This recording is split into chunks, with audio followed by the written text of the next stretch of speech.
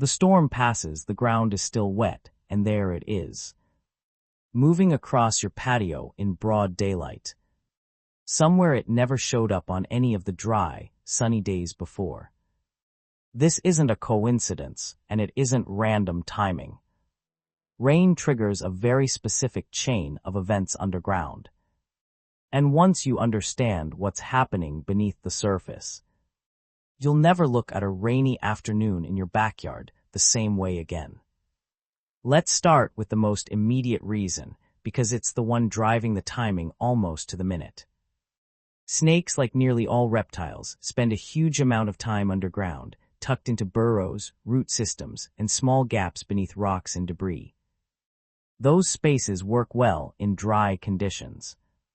But heavy rain changes the physics of soil almost instantly. Water fills the air pockets in loose dirt, and a burrow that was perfectly comfortable an hour earlier can become partially or fully flooded. For a snake, that's not a minor inconvenience, it's an emergency. So here's the first real driver behind this behavior. Snakes often surface during or right after rain, simply because their shelter has become uninhabitable. This isn't a choice made for any particular reason beyond basic survival.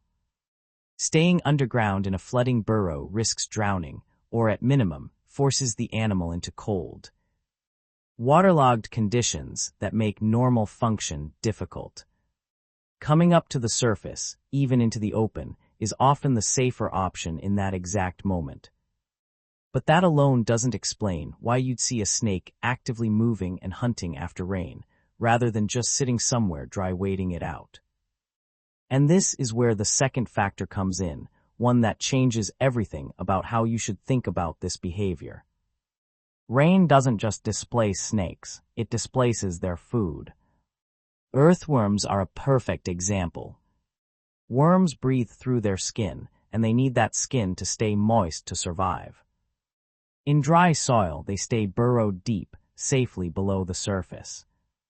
But saturated soil creates the exact opposite problem worms face underground that snakes face in their burrows.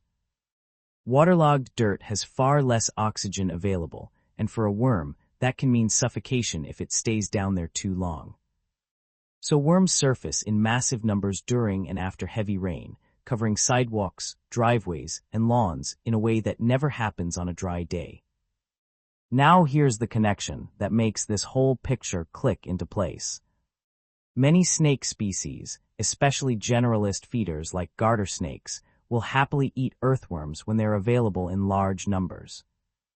And it's not just worms. Amphibians follow an almost identical pattern, frogs and toads, whose skin also depends on moisture, become dramatically more active during rain, often emerging specifically to breed in temporary puddles and pooled water.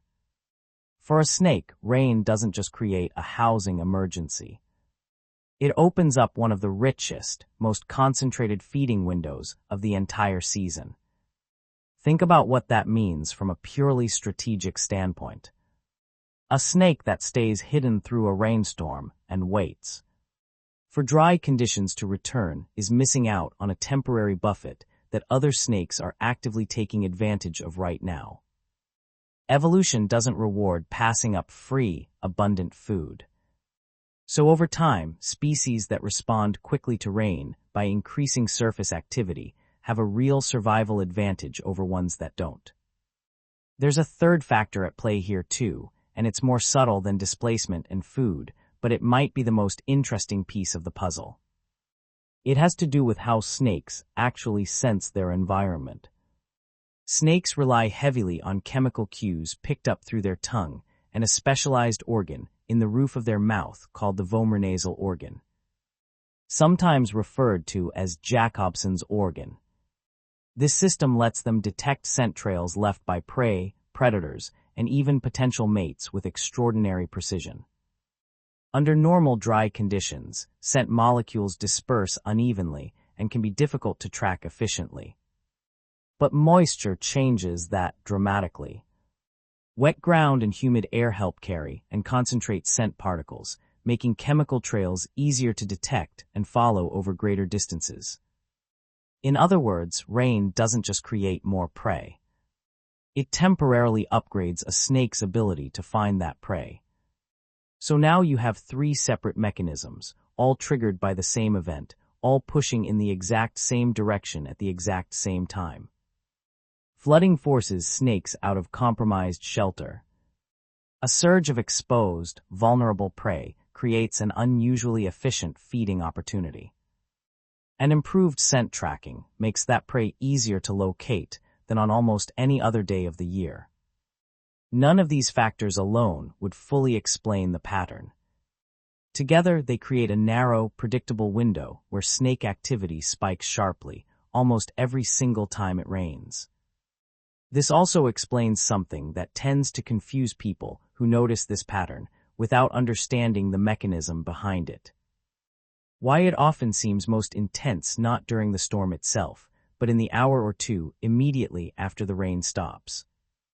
During heavy rainfall, visibility and movement conditions are actually rough for a hunting snake too. It's once the rain tapers off. While the ground is still saturated, and worms and amphibians are still exposed and active. That conditions hit their peak. Wet ground, concentrated scent trails, and an unusually dense buffet of prey, all lining up at once. That narrow post-rain window is where you're most likely to see increased snake movement. Sometimes even in places like driveways, porches, and patios where you'd rarely spot one on a normal dry afternoon. There's a seasonal layer to this as well, worth understanding. This effect tends to be most dramatic after the first significant rain following a dry stretch, rather than during routine, evenly spaced rainfall. A long dry period allows worm and amphibian populations near the surface to drop. And their reappearance after a drought-breaking rain creates an especially sharp, concentrated surge. If you've ever noticed unusually high snake activity after the first big storm following weeks of dry weather specifically, that's not your imagination, that's the exact mechanism we just walked through playing out at its most extreme. So what does this actually mean for you, practically, the next time a storm rolls through your area? A few things worth keeping in mind. First, don't be surprised if you see more snake activity in more visible places during and immediately after rain, especially following a dry stretch. This isn't aggression or unusual boldness. It's the same combination of displaced shelter and abundant food driving the exact same behavior it would in any wild, undisturbed habitat.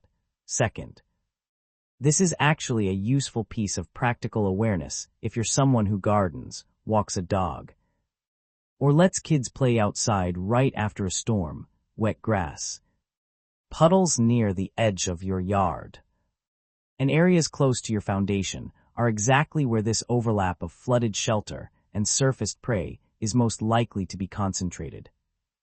A little extra attention in that specific window, the hour or so after rain stops, costs you nothing and meaningfully reduces the odds of an unexpected close encounter. Third, and this is worth remembering from what we've covered on this channel before, a snake moving actively after rain isn't behaving erratically or aggressively. It's following one of the most efficient, opportunistic survival strategies available to it.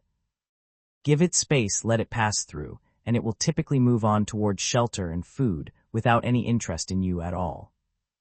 So the next time the rain clears and you spot a snake somewhere it's never been before, crossing a driveway, sliding along a fence line, moving through wet grass in broad daylight, you'll know exactly why, not chance, not boldness. A precise, predictable response to flooded shelter, surfaced prey, and a scent trail the rain just made easier to follow than it's been in weeks.